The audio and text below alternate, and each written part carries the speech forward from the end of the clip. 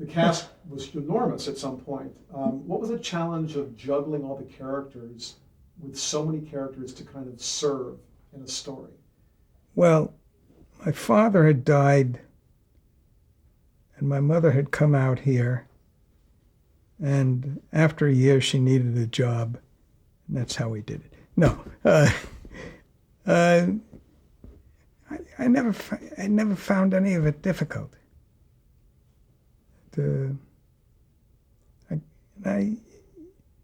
I could remember them, and was at that time, and I can now. Did the actors ever complain about not getting enough screen time or lines or anything like that? I don't remember that. No. They may have, but I don't remember. When the show got wildly popular, did actors approach you or the producers of this network who wanted to be like guest stars? No. No. No. As you then later cast recurring characters and other characters would come in and leave the story, were you looking for names or just going through the normal casting process? Because it seems like as it came on, there were more and more well-known people who came to the show. Well, those well-known people were well-known to me as a viewer and even a purveyor in the industry. So. Okay. Actually, do you mind if I throw out just a couple more names here that I have that are well-known? And again, you can react or not react. Go ahead. But because they're known now, especially. You Yeah. get off camera on a couple of them. But Leslie Nielsen. I remember he was a very handsome man. I don't remember what part he played. I have to look it up here, actually. I have it. It's okay. Okay. Mariette Hartley. I knew who she was, and it was kind of nice to have the heiress to the something other fortune on the show. And also, she always had a lot of class about her.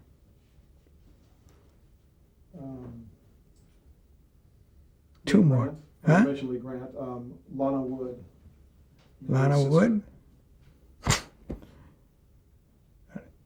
I don't remember what she did on the show, but obviously. Sandy Weber was her character. Who knows? Lots of characters. Yeah. Jenna Rollins. Yeah, we can go on. Okay. What about standards and practices of the network? The censors. What was the relationship with the show, with you, in that department at ABC? Well, Were there some things you could never do? Were there rules rewritten for this show? Of course, there were the usual rules that were written for features, anything, and so we didn't have these great permissions that are given to shows now. Standard and practices was just a bunch of pinpricks, and I don't remember having any big battles with them. Just, matter of fact, we just did what we wanted to. Were you involved in the day-to-day writing of the show? I was involved in the discussions with the what we call the storyboard, and I'd read the show. And if there was anything I objected to, I'd let people know. There were dozens and dozens of writers on the show, as many as 40 or 50 at one time. Why? No, we didn't have. We would keep 5 or 6, I think, going. Per segment, or? Well, these 5 or 6 would be going through the show as long as we kept them. What about turnover of writers? Was there a great turnover? Not too much.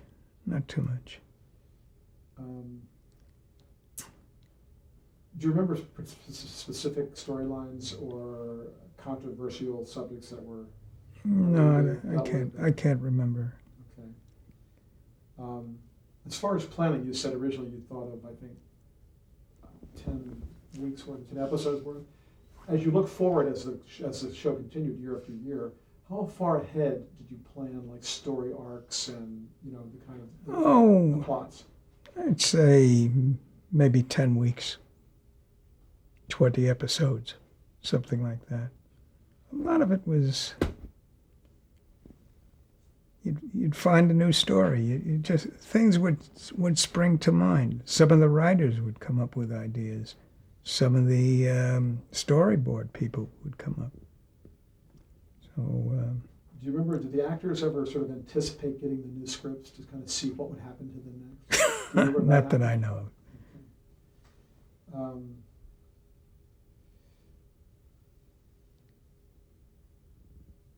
When the character of Allison was hospitalized Mm-hmm. and goes into a coma and disappears, was all of that written to write her out of the show? Yes. Yes. Do you remember what the public reaction was at the time for such a popular character?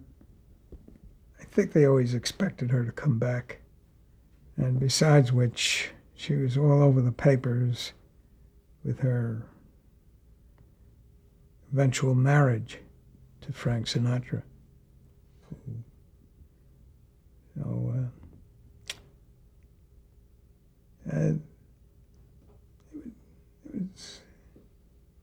there was nothing particular that I remember about that.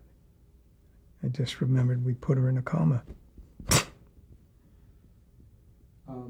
What were the ratings like in the first year or two as compared to as it started to wind down? I think in the beginning, as I said, it was 1, 2, and 3. And toward the end, it was 20th, 30th, and, in the ratings. I think people had gotten a little tired of it. It was no longer the thing that everyone in the college would say, hey, it's time, let's watch it, and so on. When the series actually ended, was there ever a finale? Was there any kind of a wrap-up of loose ends? No. It ended. It ended. Matter of fact,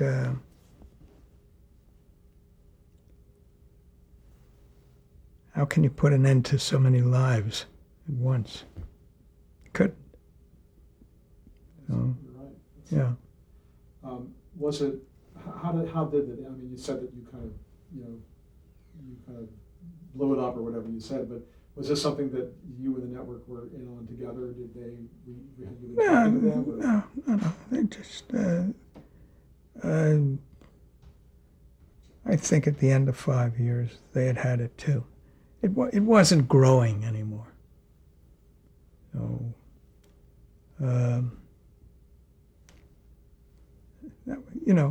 It's a lot of product to watch. 104 episodes a year. My God. Did you think that Peyton Place would be as influential as it has become in terms of breaking ground for a whole genre of television at night, especially prime time? Well, now, looking at it, I realized what was happening. I realized what these shows, I can't remember them right now, but anyway. You mean the show soaps to come later? The one with... Dynasty and Knots Landing yes, and and Dallas. yes. And sometimes I would have a feeling of regret that I didn't get in on that, but on the other hand, I really didn't care because I was on to other things. And but it was obvious that this Peyton Place would lead to longer shows, our shows. And I think with the other series there would be a break in them, so they could go on longer. But have you ever thought about or reflected on the fact that even now, even today, I just read about last week that there's a whole issue in dramatic hours of keeping viewers by having standalone episodes as opposed to serialized episodes. Because even shows like ER and NYPD Blue, all the popular shows, a lot of them are serialized. They have continuing plots and characters as opposed to like some Law and Orders. Do you see that a connection to Peyton Place to all that's come since, even in just the serialization? Oh, I think that this serialization would have happened anyway. I mean, we're talking of a 40-year gap. That's a long time.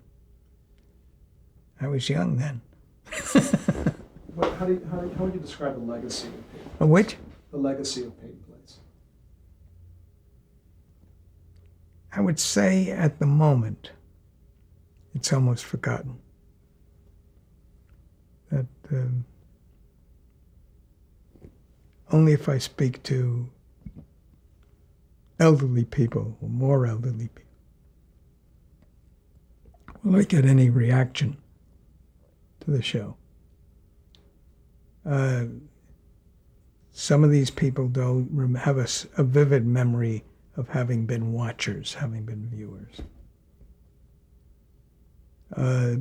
But did the show change television? I don't think so. I think it was going to happen.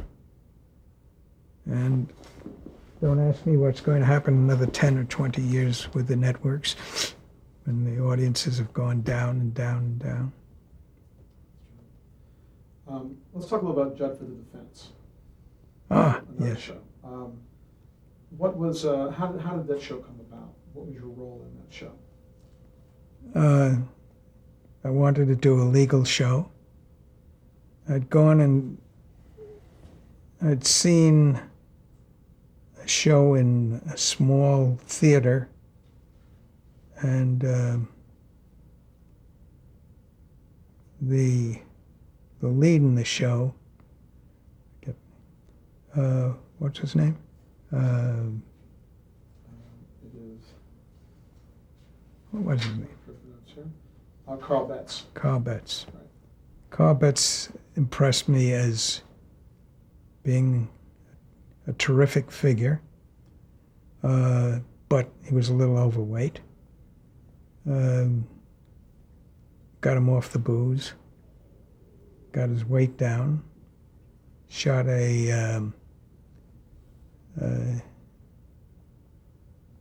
we did a sample film of him. The network said no. And I said, well, who do you want? They said, Tom Tryon. I said, well, if you want Tom Tryon, I'm finished. And I walked out and they said, wait. And I waited outside for a few minutes, and then in I came, and we had Carl Betts. And he was excellent in the show. Excellent. Was where was the film shot? I mean, where was We the shot film here. We shot here. One of the studios on the line? Yes, we shot that at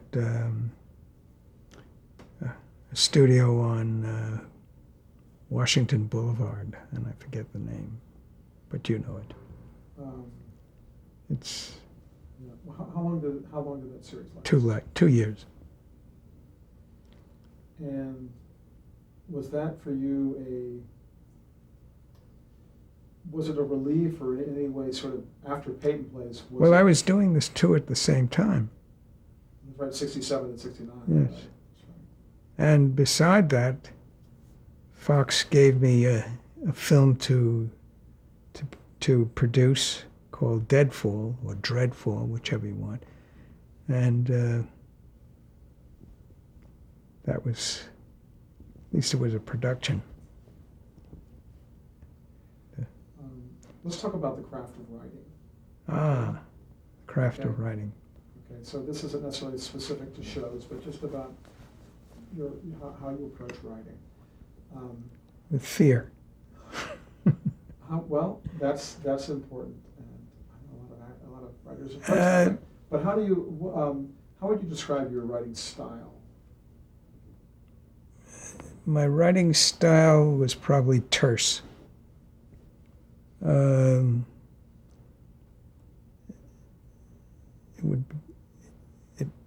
never believed in long dialogue passages. Generally, and except in a situation like this, you don't find many long passages. I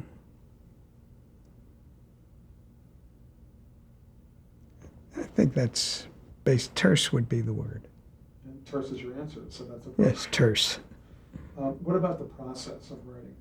In terms of, like, did you outline, did you write on a particular schedule every day?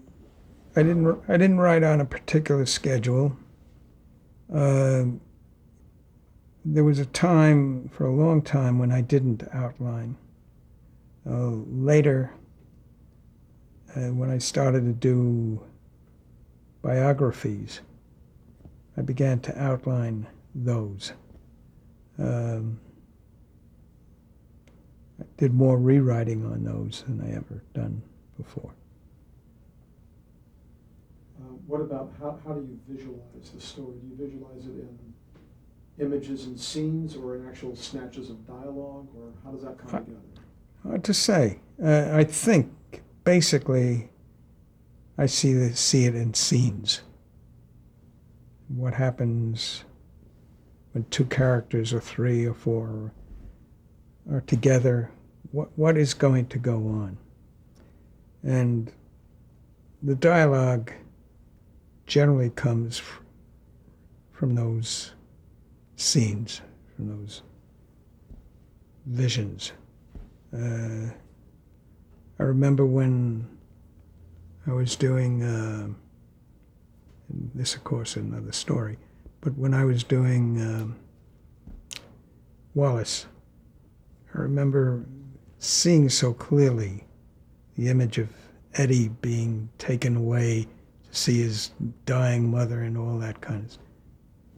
And at the same time, I knew that George had to be going to, this had to be the day of George's wounding.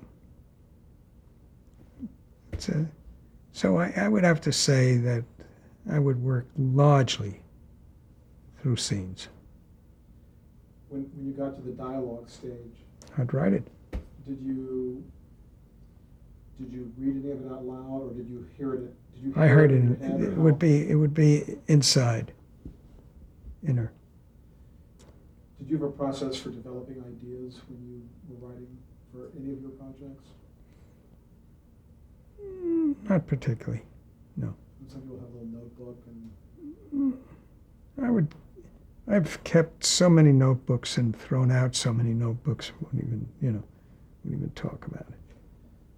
Now, how did you approach a story that was based on previously either published or filmed material, as opposed to original stories? Was there a difference in how you approached that type of, like, adapting stories? Well,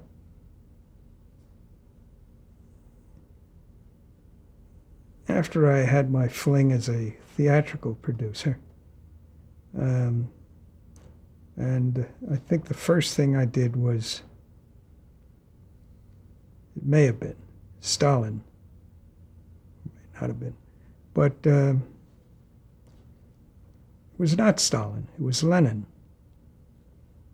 And I said to Mark Carliner, why are you doing Lenin when Stalin is the more important and interesting person here?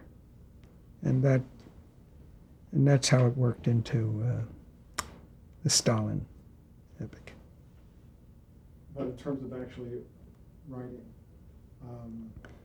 if you had a novel you're basing a teleplay on, or a series, how did you break it down and make it adaptable to what was obviously can't cover the ground that, let's say, a novel could cover?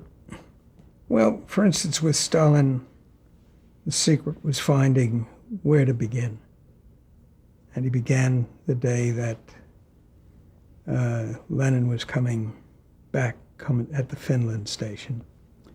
The characters were generally true to life. The situations in which they found themselves were true or they were not true.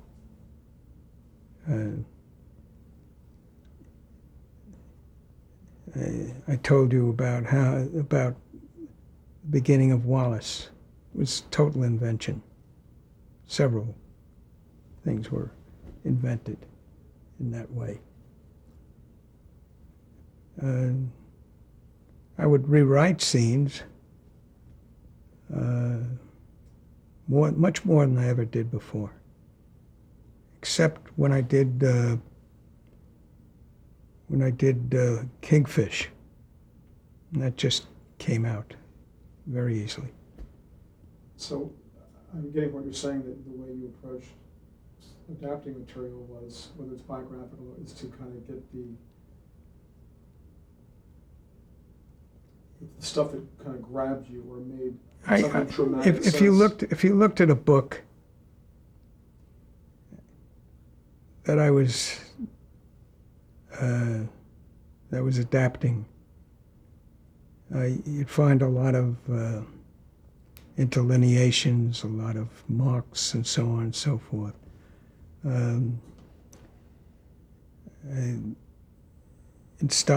For Stalin, I may have read 40 books. For Wallace, we had the book by Marshall Frady, but I really worked from a different book, which we didn't give credit to. Because in Frady, the Frady book, Stalin was still alive. Wallace was still alive. He hadn't been shot. Nothing had happened. Most of the action of the film took place after, and I had found a different source. How about editing? You mentioned about rewriting. How do you have one process for that, or does it depend on the project in terms of rewriting? How you approach that? Well, it would depend. I did two films with Mark Carliner, and Mark was a very nervous reader, so I'd have to change things. Sometimes I'd get very stubborn with him, and so on and so forth. So Mark, incidentally, was a very treacherous person. So with him, I had the problem of finding a new writer suddenly. He would impose other writers sneakily. And when we were doing Stalin, and the network had approved it, all of a sudden there was a new writer writing a version. And I simply had HBO send me copies of the thing, and I saw it wouldn't work, and it didn't work. So I had to get this. I got this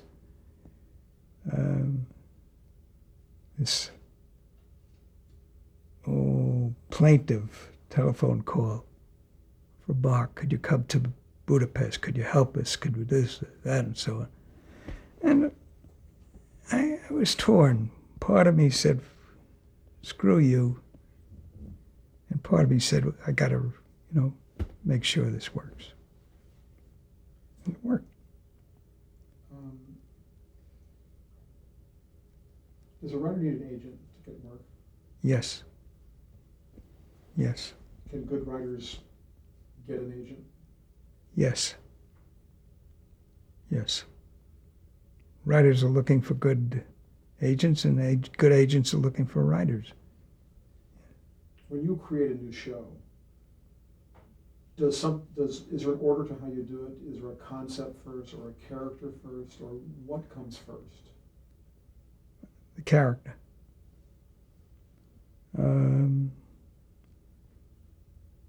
Although sometimes, for instance, I did a show called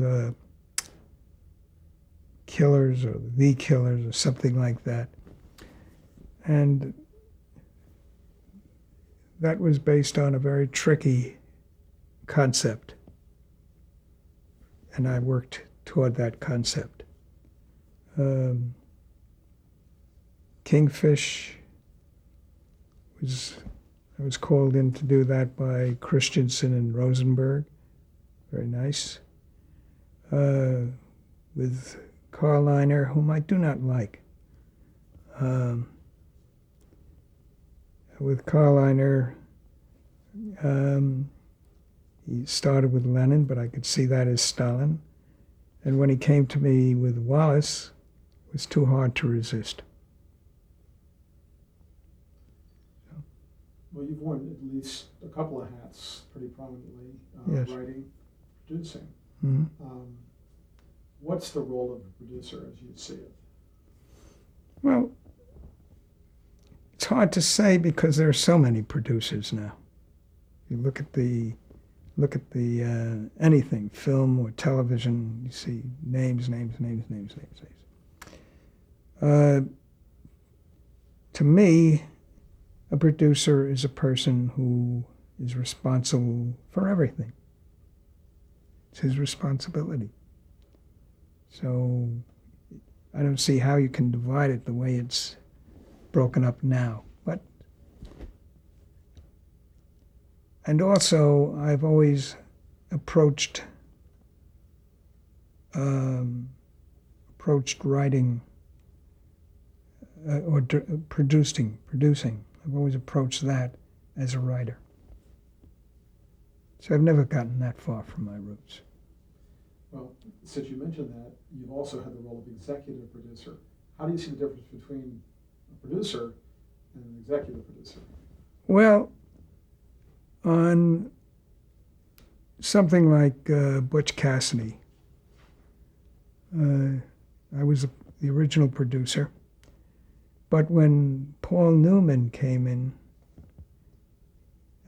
he was represented by an agent named John Foreman, so part of his deal was to make John Foreman the producer, so I became the executive producer.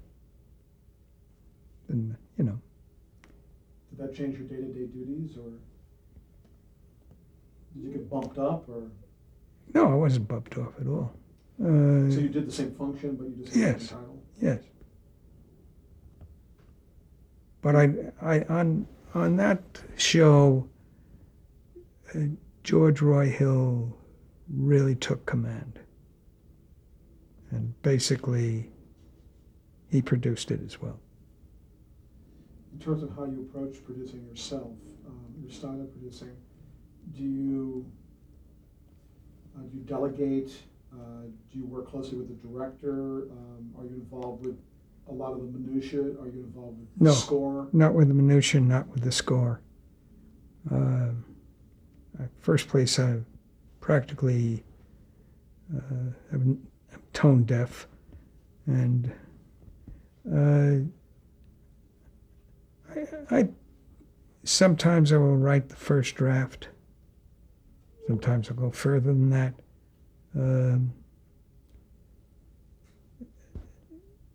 Everything depends, but I do not